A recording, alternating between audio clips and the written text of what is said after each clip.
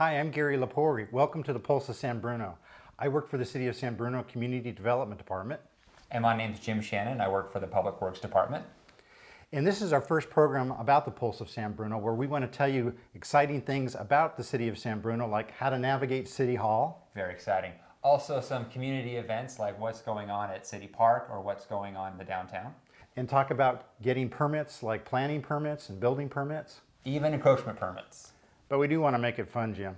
Right, absolutely want to make it fun. And what are some of the things we're going to be talking about? So we're going to talk about some green, sustainable practices. We're going to talk a little bit about some stormwater. We're going to talk a little bit about the real estate market. Might even throw in a sketch. And you had a conversation with Mark Kindleberger? Mark Kindleberger. I had that conversation. All right.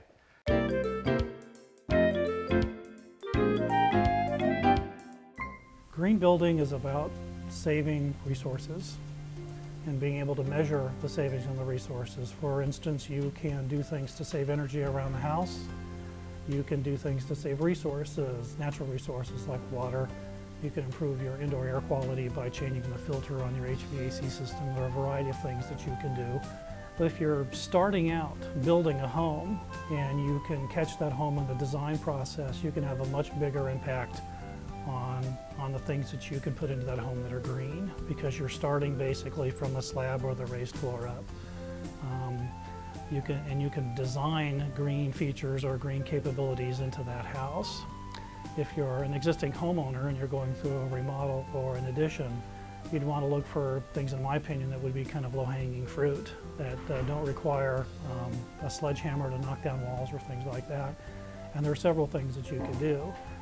First one that comes to mind would be to increase your attic insulation. That's a relatively inexpensive thing to do.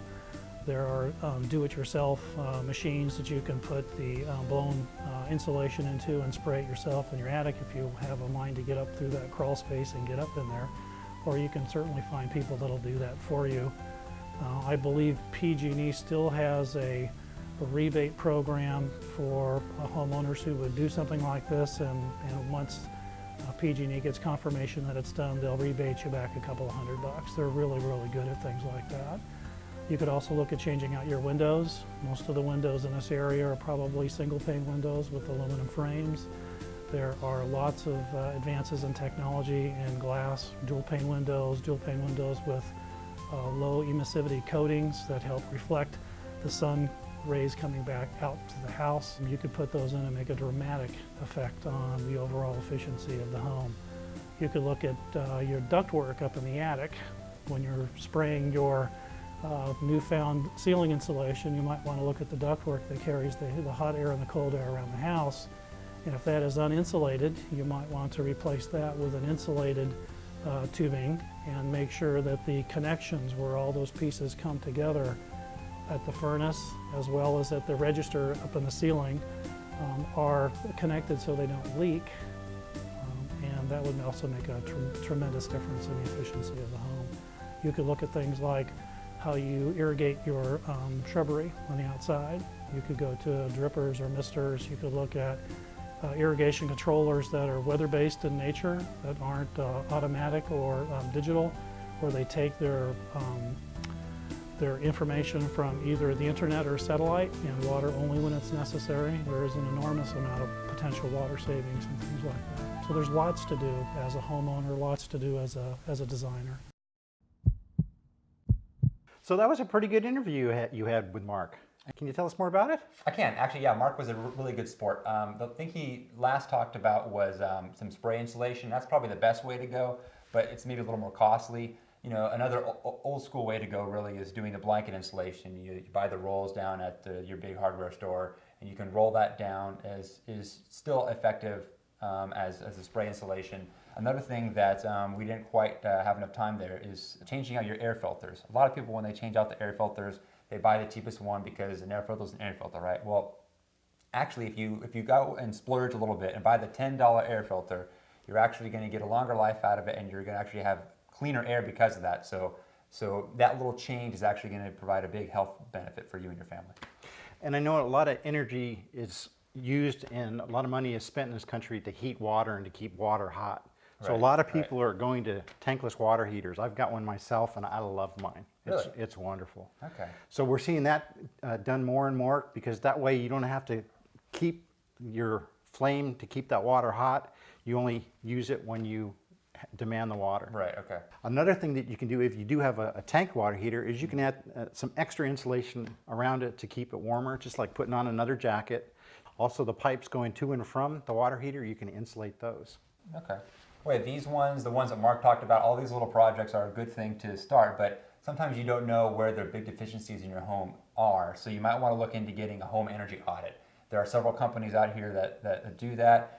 Maybe a good source to get started is going to PG&E. So this way, when you get your home energy audit, see where you're the least efficient areas, and then you can tackle those first, so you get your dollar, get the most for your dollar there. There's also some other resources available, like there's the Green Builders Exchange down in Redwood City, which is a company that tells you about green building materials, and they have a lot of other companies set up that have little booths that explain things about tankless water heaters to what kind of siding you can put on your building that makes it more green.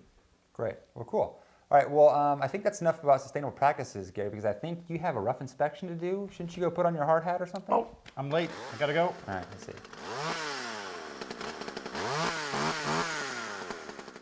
We're here again with John Murphy in this new house, and we're going to be looking at all the rough inspections today. So, John, could you tell us what the rough inspections entail? The rough inspection is the largest inspection of all of them, because we're looking at everything from plumbing, electric, mechanical, and frame.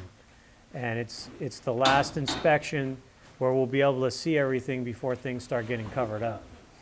So in this instance here, we have electrical, we have plumbing, we have fire sprinkler, we're looking at grounding, we're looking at the frame that it's according to plan, and we're checking final safety stuff before things go in for sheetrock. At this stage, everything is weatherproof on the outside. There's nail plates on the bottom, which are there to protect the nailing of the sheetrock to make sure it doesn't penetrate any of the pipes. Everything is filled and under test, so there's water in these pipes so we can see if they're going to leak. The plumbing, the sewer, everything is filled up on either water or air, so that we can tell if anything's leaking before it gets covered up. The criteria we look for is if anything is closer than 1.25 inches to the edge of the stud, then we require a nail plate, because the length of the screw may penetrate the wiring. This rebar is what they call a UFR ground. We saw it at the foundation, and what happens is they tie the main electrical panel to the UFR ground and then continue it out to the water main. And that's part of the grounding system for the electrical. And why do they have this little plastic box on here? This plastic box is required because there is a clamp from the wire to the rebar, and there needs to be access to always be able to check that that connection is there. If they had done it with wire, and the wire came out of the foundation and straight into the panel, they wouldn't need that because there'd be no connection. Okay. So they can get access to this later and tighten this up if they had to, if that Right. screw loosens up? Right. Good. And also for inspection purposes, once it's covered up, we can see that they actually tied it in. This is how they mounted the electrical panel in the garage wall. They first put a layer of sheetrock behind it, then they furred it out with framing to keep the electrical panel from penetrating the 1-hour firewall in the garage. And can you tell us a little bit at the panel what you look for at this stage, or what you're seeing with this electric panel? Yeah, at this stage, well, the only thing we look at is that it is out, that it's done neatly, that there's no more than 2 wires per staple, and that they don't bundle them together for more than a couple of feet, because then it causes too much heat among the wires. So this is actually a pretty well done job. All right, Gary, thanks. In case anybody's wondering, this isn't my own home, nor is this Gary's home for that matter, but it is one of the new model homes at the Skycrest Village right here at the top of San Bruno Avenue near Skyline. And I'm going to take a break here, wait for Gary to get back, so we will be right back with the Pulse of San Bruno. The state of California versus the Roman Empire. Who will win? Vote now.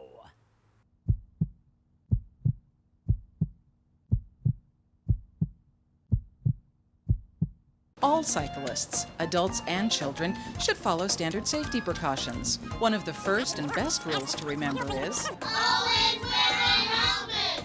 Never wear a hat under your bike helmet. The helmet should be worn level and cover your forehead. The straps should always be fastened. A head injury means a brain injury. If your helmet doesn't have a Consumer Product Safety Commission sticker, get one that does. Brought to you by San Bruno's Bicycle and Pedestrian Committee and San Bruno Cable. Low-fat cheese sandwiches on whole wheat bread. Chewy and good for you. Snacks high in calcium help build strong bones. And foods rich in fiber are good for your heart. So you have the power to dominate.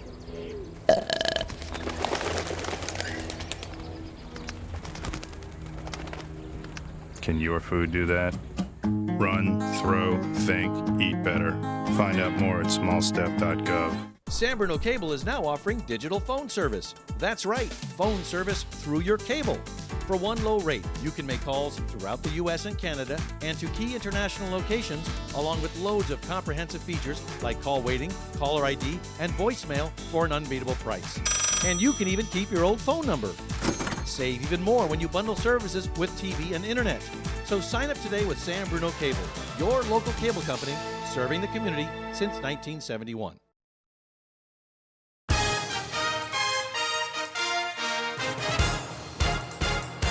The current series of storms to hit Northern California have flooded rural streams and left thousands without power.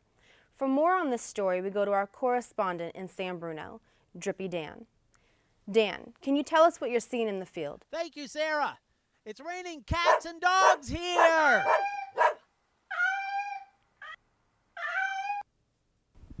By my measurement, Sarah, it's rained 2 inches in the last 24 hours.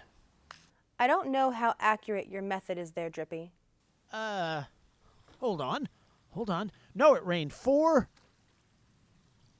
6 inches. Why the different hats there, Drippy? You know, protecting the runoff into the bay is very important at this rainy time of the year. For more, here's Jim and Gary. All right, stormwater protection. A lot of folks don't think about it, but a good motto to have is only rain goes in the storm drain. And we refer to BMPs, or best management practices. And we see those utilized a lot around construction sites. And that's where we see straw bales or straw or filter fabric along a construction site to keep the dirt and debris from washing across the sidewalk into the storm drain, because it's going to go right out into the bay. But BMPs are not just for construction sites, they're for homeowners and for regular residents too. So that means if you're doing a home remodel or you're doing a painting project, you want to make sure that you protect to make sure that any runoff you have that has any pollutants or sediment in it actually, is blocked from going right into the storm drain. Yeah, there's a lot of BMPs we can do at our own homes too. Like rather than me washing off my driveway with a hose and having it go into the storm drain, I'll sweep it first and collect that debris, throw it in the garbage can, or if it's vegetation, I'll throw it into the green recycling container. Exactly, and I know a lot of people like to do this, but washing your car at home is actually one of the big pollutants too. You have a lot of soap in there, and that soap, after you hose off, goes right into the storm drain. That's a lot of chemicals that over, a lot of different homes throughout the Bay Area, all that stuff goes right into the bay. So you're actually better served going to a car wash, and that water gets recycled and then treated properly before. And if you're going to paint your house, don't paint it if it's going to rain, because the rain may wash it off and it's going to go right into the storm drain and go out into the bay. Right, yes.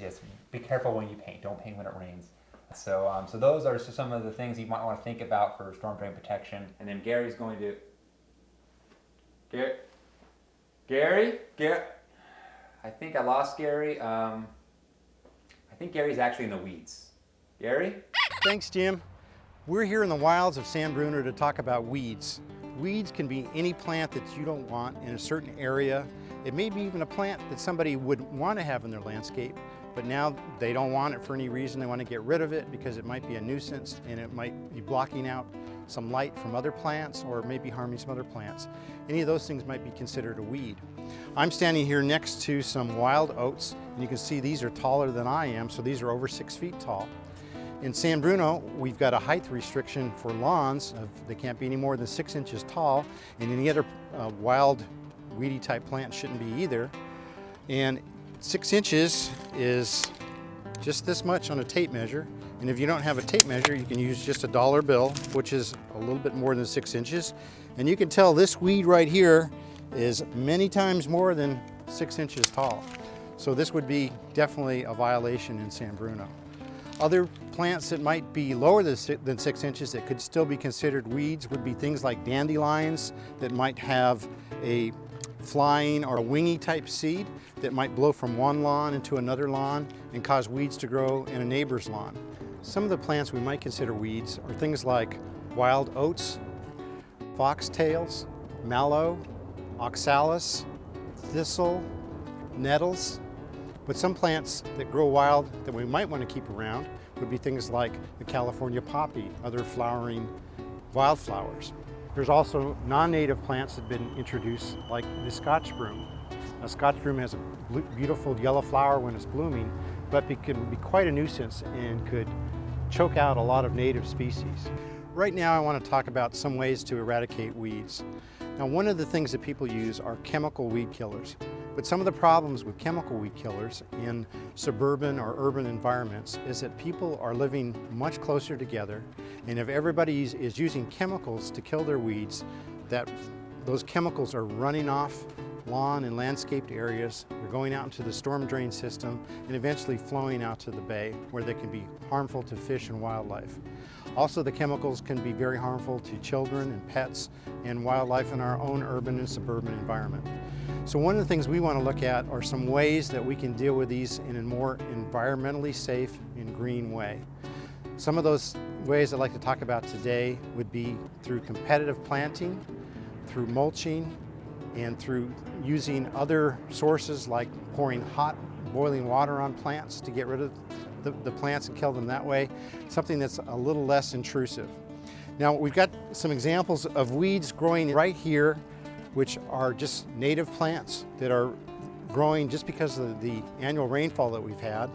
And right next to us here, we've got some nasturtiums that have been planted, and this is providing competition for those weeds. So there's very few weeds that are growing through because the nasturtiums are blocking out the light that normally would be going to the weed seeds and causing those to grow. So that's a perfect example of some competitive planting. Some other things that we can do would be to mulch.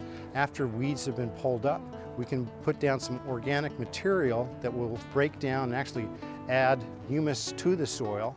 And some of the things we can use would be something like newspaper or cardboard, and then we can put things like sawdust on top of that. And it can still look very attractive, but it will keep the weed seeds from getting light and water and stop them from growing, so that we can place those between the landscape plants that we do want to have. Some other things you can do is to control the amount of water that might be going to an area where weeds would grow. If you can keep that area dry enough where the weeds can't germinate and grow, you won't see any weeds in that area. And a way to control that can be through a drip irrigation system, where you might have an individual emitter that's going to one of your landscape plants, and it's dripping very slowly, it's seeping into the soil very deeply and watering that plant, yet it's not watering the area around it. So not only does it keep the weeds down, but it also conserves water too. So thank you very much. Back to you, Jim. Given the market, what does a buyer have to do right now to get into a home?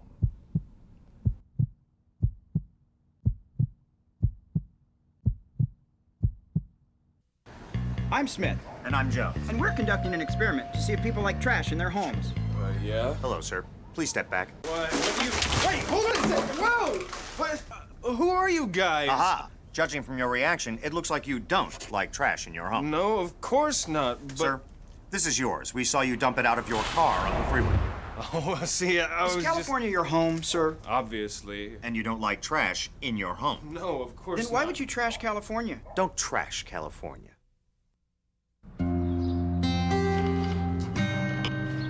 Gotta get that.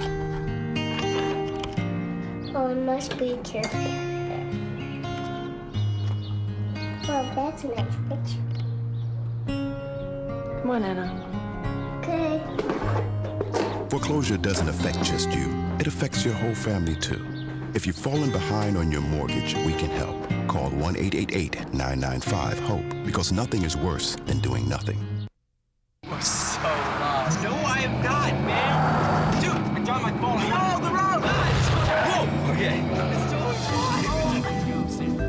How would you like to save your life from an ugly or reckless driving death? Don't answer yet. There's more. Act now by slowing down, and we'll guarantee you complete satisfaction. That's awesome! In the real world, there is no spokesperson to prevent reckless driving. There's only you. Speak up. Whoa, Andy, slow down. Seeking adventure? Enter the oracle that is the San Bruno Library. Wi-Fi hotspots, anyone? Now we're going to go to Karen Cunningham to talk a little bit about the San Bruno real estate market. The real estate market in San Bruno right now is really picking up steam. We've been busier, San Bruno's been busier this year than the entire last year. So home prices seem to keep falling.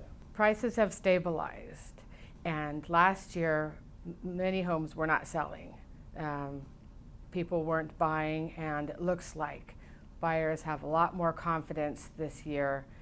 Prices have come down, they've become much more affordable, and San Bruno is a great place to live. There's so many amenities in San Bruno, and I think since the prices have become more attractive, we're drawing a lot more people here. So what advice can you give potential home buyers? Buyers should be looking primarily at location. Location is really important when we're looking to buy. School districts also, and of course condition of the home. How important is it for the buyer to know why the seller is selling? It's always good to find out what a seller's motivation is when buying a home. There might be a difference between somebody that's retiring or somebody that's relocating. Some motivations will get an answer for your offer a little quicker than others. So someone has just made a decision to sell. What advice can you give them? If someone is thinking of selling their home, I believe they should probably first think about finding a local realtor to show them the activity, the recent activity in their neighborhood, so they could get their home priced right. It's really important to price your home well, and particularly in a new market, like the new market we're in, because we don't want to be too high, we don't want to be too low. You want to be priced fair and attractively to get the home sold efficiently and for the most amount of money. What's the best way for a home seller to attract a buyer? It's always a good idea to make the home look attractive, especially with the front curb appeal. If there's anything broken or unattractive about the house, it's always a good idea to make those improvements. That would be the beginning. Then updates as far as kitchen, bathroom remodels, stuff like that can always be looked at secondary. Talk to me a little bit about Proposition 60 and 90. One of the great opportunities somebody 55 or over can do is take advantage of Proposition 60 and 90. And that what that does is it allows someone to take their property taxes with them at the time that they sell their home, as long as they buy a home that is of equal or less value than the one they're selling. So if you're selling your home for, say, $600,000, you could move anywhere within San Mateo County and buy a home that's less than that and keep your property taxes. So if you bought your home for $100,000 or whatever, your property taxes will stay the same at your new place. Is San Bruno a good place for first-time home buyers to look? San Bruno's always been, along with South San Francisco, Daly City, and Pacifica, sort of a startup area. And it starts way back when, where San Bruno used to be an entertainment center for people that lived in San Francisco, and this is back in the early 1900s. So it still is. It's still somewhat lower than the surrounding areas, including San Francisco. There are a lot of opportunities for first-time home buyers and investors closer to the airport. We're looking at prices in the $400,000, $500,000 range for 2- and 3-bedroom homes, not attached to anything, with 5,000 square foot lots. Great schools, close to transportation, close to San Mateo Avenue. Summerhill is in Rollingwood, and those are for sale. They're actually for sale now. Nobody's moving in because they're still building them, but they are for sale. And how much are those going for? Those are $1.2 million and under. What's the condo market like here in San Bruno? There are some amazing opportunities to buy condos in San Bruno right now. We've got two big complexes. We've got Peninsula Place and we've got Shelter Creek. Both of those condo complexes have studios, 1 bedrooms, and 2 bedrooms. Some have 2 bedroom, 2 bath. The prices are still below the price of a home, so you can imagine if a home in San Bruno is listed at $450, you might be able to get a 2 bedroom condo for around $350 or somewhere around there, the high threes. And that's great. You have all your amenities there, pool, tennis, workout room, and all that kind of stuff. So great opportunities for those 2 condo complexes in San Bruno. Given the market, what does a buyer have to do right now to get into a home? To differentiate getting a loan this year from last year and maybe going back 2, 3, 4 years is that, number one, credit scores have to be high. And we're looking at 730 for your FICO score or more. Okay. And down payments are a definite requirement right now. And I mean 3% and up. 100% financing is real difficult to get right now. In fact, most banks don't even offer that anymore. For people who already own their home, should they be looking to refinance now? Yes, it's a great time to refinance if you can. You have to have equity to refinance, and if one could get a great 30-year fix, then that's the most desirable. What does San Bruno have to offer for people who want to come live here? People are moving to San Bruno because we have, first of all, we're on the border of the sun and fog, and we've got the sun, thank goodness. We've got the biggest park on the peninsula, San Bruno Park, with a swimming pool and baseball. We've got more baseball and soccer than any other city around here. We've got homes that imitate every part of the world pretty much, a San Francisco style home, a little French Tudor, a little Mediterranean or Spanish style home. So people are looking here because they have all that diversity, and with that comes all the different great restaurants, and it's sort of like a mini San Francisco. All right, that's the end for the first episode of the Pulse of San Bruno. We want to thank you guys for watching. We also want to thank our hosts, Marymount and Skycrest Village. And we'd like to invite you to check out our website to find out more about the city of San Bruno. And if you have any comments about the show, some questions, or any ideas for future episodes, and if you want to send any fan mail, go ahead and visit the email address below. And if you like the show, my name's Gary Lepori. If you hated the show, this is Jim Shannon. Thanks, Gary. All right, guys, goodbye.